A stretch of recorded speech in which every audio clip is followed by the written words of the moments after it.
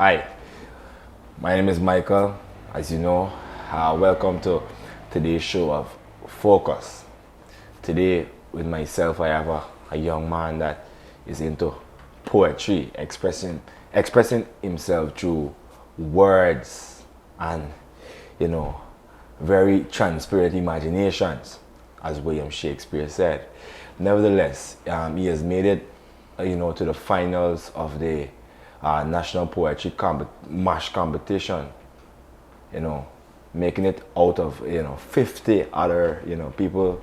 Now they have a very small short list that Mr. Jalen Chanchellor is on. Some may know him as J Gold, some may know him as Jalen, but he's here with us today on the Focus. He's going to talk to us about how it has started with poetry. Because for me, he was just a young kid that I never know did poetry actually. So, Mr. Jalen, welcome to Focus, Thank bro. you very It's a much, pleasure having you here. It's a pleasure being with here. us today. It's been how much years that we know each other? Yeah, very long time. It's been like yesterday or day before yesterday, a couple days ago, that I actually know that you were in the finals. I was like, God, be crazy for me. I didn't even know this boy do poetry. I just know he sing good music, and that's it. So, besides, I say congratulations also on making it to the final. I think it's something. It should be, or it is a huge accomplishment for you. So, how is it? How are you taking it so far? So far, it's been pretty well. It's been pretty good, to be honest. It's a funny story because, like you were saying that you didn't know I did poetry. Yeah. But I only did poetry when it came to like secondary school. Yeah. I did Cape a bit as well, and I would just write, for literature and stuff like that. And I never really, thought that it could be something that I would fall in love with. Yeah. So, and as you said, I do music. So it was a transition. Most persons would go from writing poetry to doing music. I went from music to poetry. The poetry crazy. So it was like, I saw the competition, Yeah. and I said, you know what, man, I try this thing. So I ended up doing a piece, like I think the same day that I saw the flyer, practice it or wherever you have to send a submission. Yeah. I ended up sending it in, and I just sat back and I said, man, wherever it is. I just put it out there, and then it came true, and I was there, and I took it like, wow, this is really happening. Yeah, it's really good. So besides, as you said, it actually started for you in secondary school. But there's these famous people that does poetry. We could talk about guys like Rudyard Kipling, and he wrote books and all, so he was into poetry and things of that nature. Even Mr. Shakespeare is himself, is into poetry. To be exact though, as you said, you transcended from music into poetry. Yeah. What was actually, your like, well, let me say, what really amazed you about, going into poetry? Some people you use as nature as their amazement, like, I can write poetry based on nature and things of that sort. What was really your focal point going into poetry? Definitely has to be the expression. It definitely has to be the emotion that, a good piece of poetry would evoke out of somebody. Yeah. For me, I remember reading different books in secondary school. And I mean, when you're in secondary school, you're just like, man, I just want to do this. I want to come out. I want to go home. I'm tired, or whatever. So you would read, and it's funny because I can't remember. No, I do remember it. I think it was Dreaming Black Boy. I read that, and I was reading it, and you just want to find. They said, okay, there's the question you gotta get. Okay, why does so and so do this? Why does this person do that? And then you put it in as a question. So I was reading it through. I did that, and then I went back to it, funny enough, because I never really used to like reading a lot. But I went back to it because it was like, there's a very intricate story behind it. It's not just a piece you throw out there. Yeah. And I read it, and I was like, wow, this is actually something that, could, like inspire people. Correct. So I read that, and I was like around 14 at the time. Yeah. So that really ignited something for poetry and just words and expression in me, and then out of that came like an actual purpose of me writing pieces, even though it was for school, even though it was for marks assignments and these things. You actually putting a little thing into it. So that's it, the expression, definitely. Yeah, and let's just say on our expression for a bit more. let's say, you know, they got these synonyms, they got these antonyms, they got these puns, you know, that must be, or well, it don't have to be, you know, within a piece. Yeah. But it's like, how did you master using these little critiques or these techniques to actually get over, you know, that message that you want to get over? Because I mean, doing poetry is like awesome, it's cool to say, it's fun, you know, anybody could just write rhymes. Harry sat on Kate back or whatever, but there is no message in there. But then, you know, we use these puns, as I say, we use these synonyms, we use antonyms, you know, we use different techniques, you know, just to, you know, get a point over. How did you master that specific aspect of it? That's a very good question. I'm tempted to say I didn't master anything. Yeah. Because with me, like I said, I only focus on the expression aspect. Yeah. So when it came to actually utilizing synonyms, utilizing the puns, and well, for me, I know about, like I said, I do music. Yeah. I would call it punchlines. Punchlines, you know, same thing. Yeah. But really, it just came from trial and error. A lot of persons would study it. A lot of persons would, you know, go look up. I know a lot of persons that, including myself recently, got into going back to, you know, going back centuries now, to 1800 something, with Edgar Allan Poe, that people dubbed the father of poetry. Yeah. And he would usually do these things. He's famous for having a lot of poetry books. Yeah. So, and he is literally the master of that art. But for me, like I said, it's trial and error. Yeah. Like I would write a poem. I probably would write something like you say, you know, Jack sat on Pac back. Yeah. And then you read it out and then somebody said, nah man, that's some good or thing. And then, you know, you try to make it, you try to tie in two things and keep doing it. Try, fail. And then one time it sound good to you and then it sound good to other persons and then you go with the flow. So when it comes to doing the puns and these things, and you will hear probably on Saturday, I really try to make sure that I get something you know, I get something that somebody else knows, and I'm going to tie it into this storyline, right? So it's just that. I don't really do no research, and I don't want to, like, if you're watching this and you're taking poetry seriously, do it. Don't be like me. It worked for some people, it wouldn't work for others, right? But if you want to take it seriously, you definitely should do some research, do some reading, and you'll get it. But for me, it just work out. That's how it is. Also, with this poetry camp and with this poetry finding that's actually coming up, you know, there's some very good names in there. We're talking about guys like Nikhil Sankar. That guy is good. Amazing. That guy is really good. Yes. We have Kevin Kelman. He's also good. And we have Young Jalen and you know, other females also in that tournament.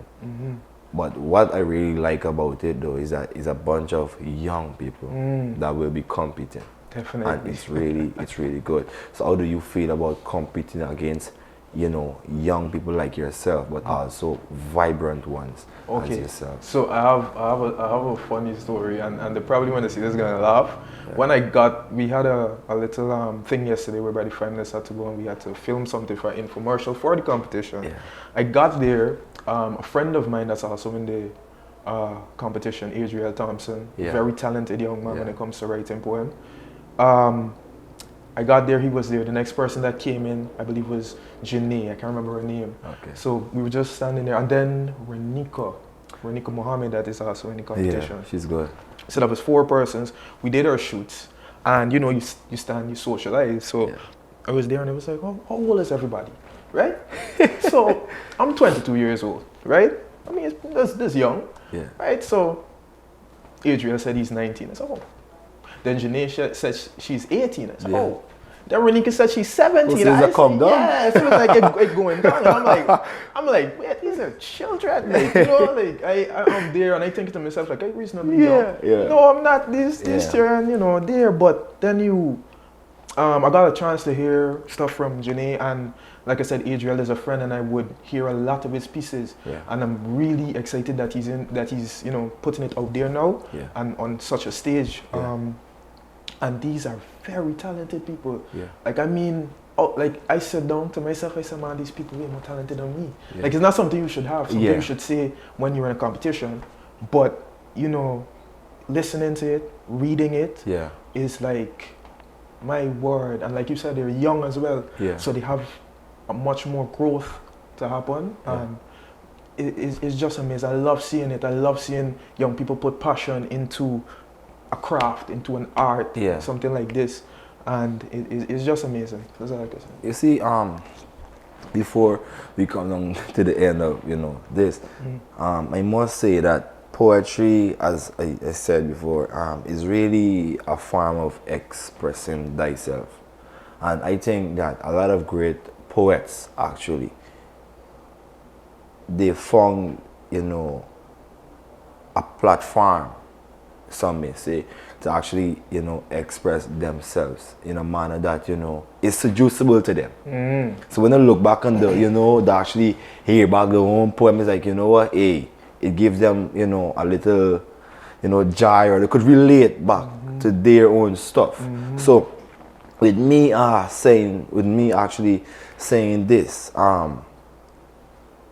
there's a lot of schools across Guyana, but we have literature teachers, but I don't think, and I'm going to ask you to, like, you know, just, you know, express your interest about it. I don't think that there's enough focus being, you know, placed in relations to poetry, in relations to, you know, literature and things of this nature. A lot of kids aren't being able to express themselves, you know, the way they want. So I was there at the meeting, and we were speaking with the minister, and I was like, sir, I think that, you see, with poetry and literature, I hope that there is someone that, you know, there that understands Creolese to the highest of levels, because people need to express themselves the way they speak. You know, so what do you think, you know, especially in the school, in system of Guyana, in relation to literature and poetry? Do you think enough is being, you know, laid there? Also? Well, like I was saying earlier in the interview, for me, doing literature in school, it was just, I just wanted to get this thing done. Now, mind you, I could be 1 out of 20 children, right, that actually found a love and a joy out of poetry.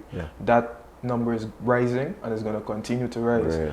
It's the job of schools, it's the job of teachers, it's the job of the ministry itself, and, you know, even us as like, you know, persons that are into it, to, you know, say, hey, you always got this route to go, you always have this opportunity, and we have to make that opportunity, you know, we have to put it out there. Now, to lay the groundwork, I believe, is very, very integral, because you cannot have somebody like, let's say, for example, I went to Christ Church, right? Very sad that it burned down. I don't know. I didn't like going, but like it was very hard to see it go up in flames. But I went to Christ Church. There wasn't a lot of students that would put interest into doing something like that. Still, we come out of school that you say, you know what, I might follow this up. I believe that having a designated poetry club, a designated drama club, and these things is going to be amazing. We have so much talent in this country, and it's not even just the music, it's not even just the poetry, like I said, it's the acting, it's different things, different aspects, and different talents that a lot of young people are, you know, putting out there, and they have it, you know, down inside of them. But once they see it, because it only takes, you know, seeing somebody else doing it. True, because true. I could be, like, for example, if I was in school and I see somebody go up on the stage and they don't just be like, you know what, they're going to act out, or they're going to do poetry or something, and it looks amazing to me. I can say, you know what, I want to get to know this person, I want to get into this, I want to get to do this. So I believe that I'm not going to say it's easy, but a start would be good. You know? I definitely think that we have the resources, the ministry has the resources, Ministry of Education, that is, and different schools, the initiative could be laid out and then just go according to plan or whatever is set out, and that's going to happen. We heard from Mr. Jalen J. Gold. A lot of golden poetry will be there at, you know, the upcoming poetry finals. I mean, it's been really good speaking to this young man. We believe that, you know, poetry and literature and these things are a way of, you know, expressing thyself. And we're seeing that a lot of outcry, a lot of outlashes is happening within society. So my biggest, you know, aim, you know, as a young journalist, or, you know, my biggest, you know, advice to younger people is that, you know, use the pen and the paper, you know, record what you see in society in a nice, fun, jovial manner that could impact your life and others' life. It's been such a wonderful talk with you here today on The Focus. Pleasure. I mean to say, I just wish you all the luck in the finals. Thank you. Can you just tell the viewers when the finals so that you heard it from Mr. Jalen himself? Okay, so the finals is this Saturday. It's the 11th of February. It's going to be held at the Castellani House. That's right opposite the Office of the President. Like I said, there's going to be a lot of talent there, a lot to look forward to. It's also going to be live streamed, I believe, by What's Happening Guyana. So you could tap in with them on Facebook, follow them, and you're going to be amazed. So yes, just look forward to that. Yes, as he said, you're going to be amazed. The likes of Nicholas Sankar will be there, Kevin Kelman, Jamesi, and other young people vying for that position to see who perhaps is the best young poet. Good luck to you, Mr. Jalen. I'm sorry, Mr. Jalen. Okay. As I say, good luck, and thank you guys for, you know, viewing with Focus today. I just want to say a big shout out to my technical team, Mr. Clifton James, for presenting such a wonderful show. Thank you. Trifina, how you could get yarning on today's pension day? I collect my pension and went to the market since the 23rd. How you mean? I tell you, Levy switched a lodgement. Since me last book finished, I switched. You join up a lodge, was this lodgement? Oh, the NIS lodgement system allows pensioners to get their pension into their bank account. The money is paid into the account by the 23rd of the month, so you could withdraw it whenever you like. So wait, I ain't got to join no long line. Why you ain't tell me before? Told you, Cleo. When you go to submit your life certificate, ask them for the allotment application form. When you complete it and the bank verify it, then NIS is going to process it. After they process it, your money will be in your account. Well, all right, I going there now. And don't forget, when you're carrying your life certificate, ask them for the lodgement application form. For further information, please visit the website at www.nis.org.gy, the National Insurance Scheme Facebook page, or your nearest NIS office.